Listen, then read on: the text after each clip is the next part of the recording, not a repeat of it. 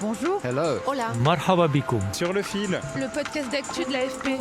des nouvelles choisies pour vous sur notre fil info. Des rythmes entraînants, un savant mélange de jazz et d'afrobeat.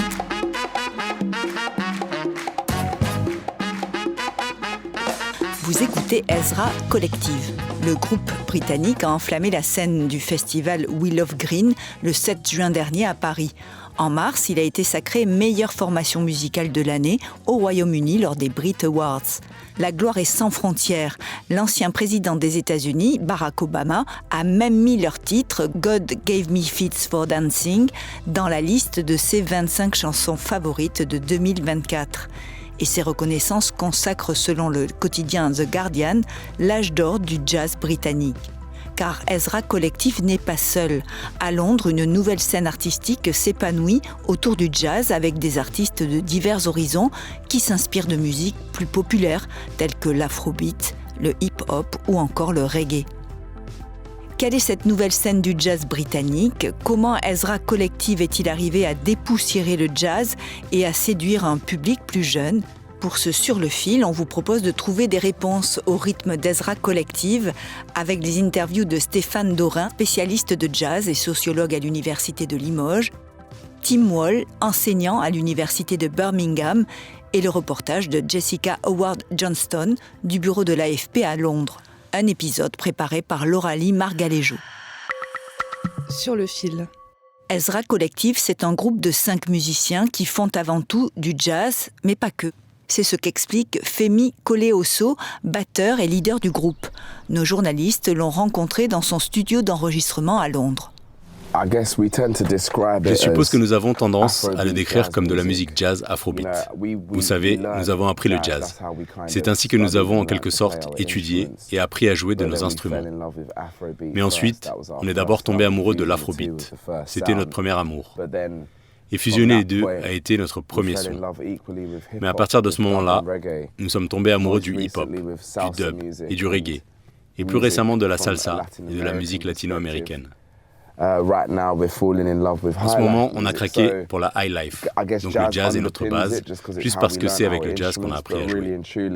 Mais en vérité, on fait un peu comme du jazz qui s'inspire de la touche aléatoire. Les membres d'Ezra Collective sont originaires de Londres, où la diaspora afro-caribéenne est importante. Et c'est justement ce mélange de cultures qui les a orientés vers l'afrobeat, un genre musical qui rassemble des sonorités africaines et jazz. Il est souvent associé à l'artiste nigérian Fela Kuti. Selon Tim Wall, enseignant-chercheur spécialisé dans les musiques populaires et le jazz à l'université de Birmingham, c'est ce métissage qui fait le succès du groupe, particulièrement en Grande-Bretagne. Je pense que c'est l'une des choses qui nous définit en tant que Britanniques, et c'est très excitant de voir un groupe représenter cela, une nouvelle version de ce qu'est la Grande-Bretagne. Je pense que c'est en partie ce qui explique leur popularité, parce que les gens se reconnaissent comme des Britanniques dans cette musique qui s'inspire d'autres lieux.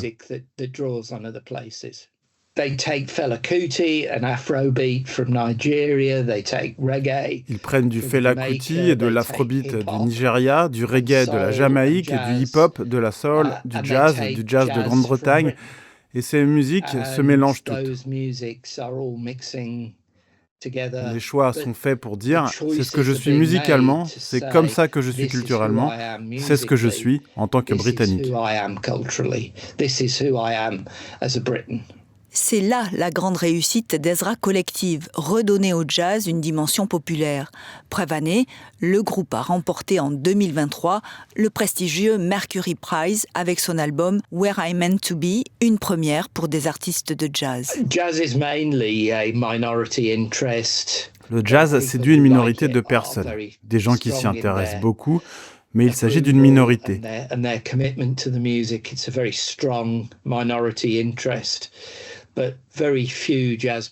Très peu de groupes de jazz ont percé dans la musique populaire ou même sur la scène indépendante.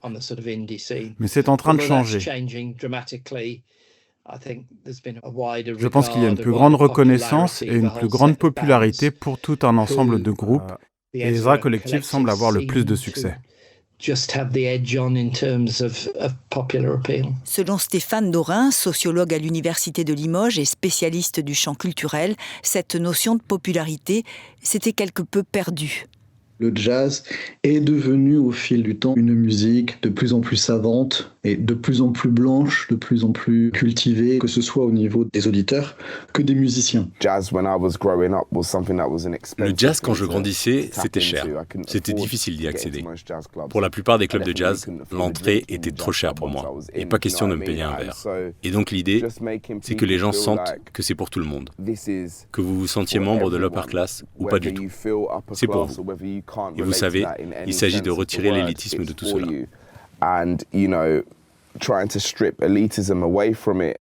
C'est en partie de ce constat qu'est née l'école Tomorrow's Warrior en 1991.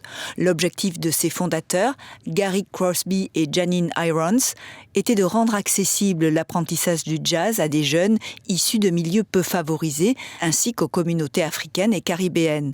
Et ce, grâce à une formation gratuite financée par l'Arts Council England ainsi que par des dons. C'est au sein de ce programme que se sont rencontrés les 5 musiciens d'Ezra Collective.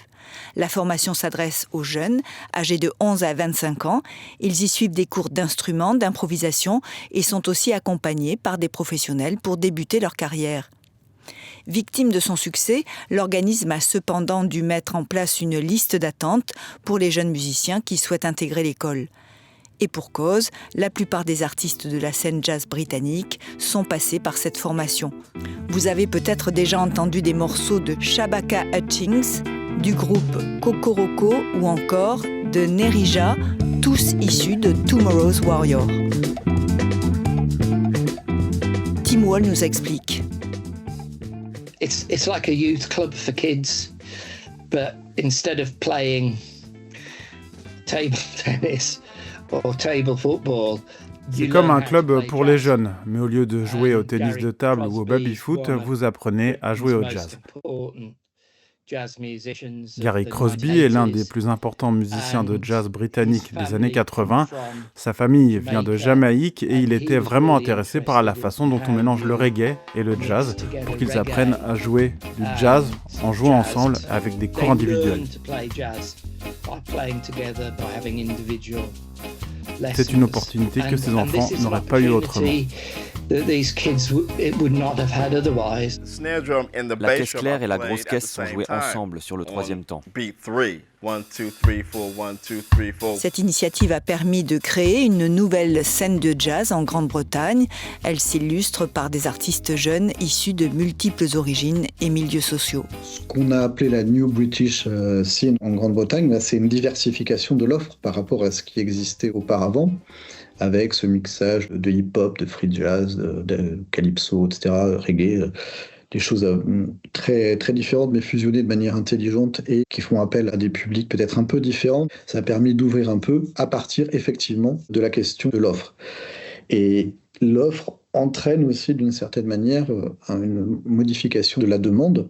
Pour le sociologue Stéphane Dorin, cette question de la diversité des artistes est un point primordial que la France n'a pas encore su prendre à bras-le-corps. On a notre politique de démocratisation culturelle qui est très très forte en France, en tout cas qui l'a longtemps été, qui continue à irriguer un peu les politiques du ministère de la Culture.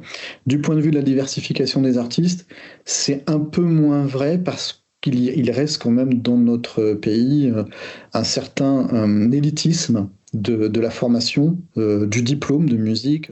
C'est cet élitisme que le groupe de jazz met un point d'honneur à écarter pour revenir à la racine d'une musique faite pour danser. Leur album au titre évocateur « Dance No One's Watching », que l'on pourrait traduire par « Danse, personne ne regarde », est une véritable ode à la danse.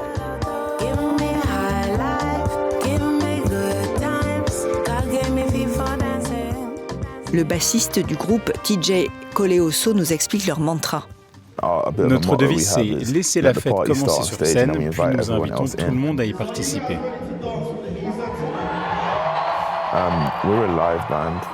On est un groupe de scène, on joue en direct. Je ne sais pas si l'intelligence artificielle pourrait faire un concert d'Ezra. Les choses vraies et authentiques survivent. Espagne, Pays-Bas, Allemagne ou Belgique, si vous voyagez cet été, sachez que le groupe sera en tournée partout en Europe. Merci de nous avoir écoutés. Sur le fil revient demain. Si vous avez aimé cet épisode, alors mettez-nous plein d'étoiles. Je suis Emmanuelle Bayon et je vous dis à bientôt.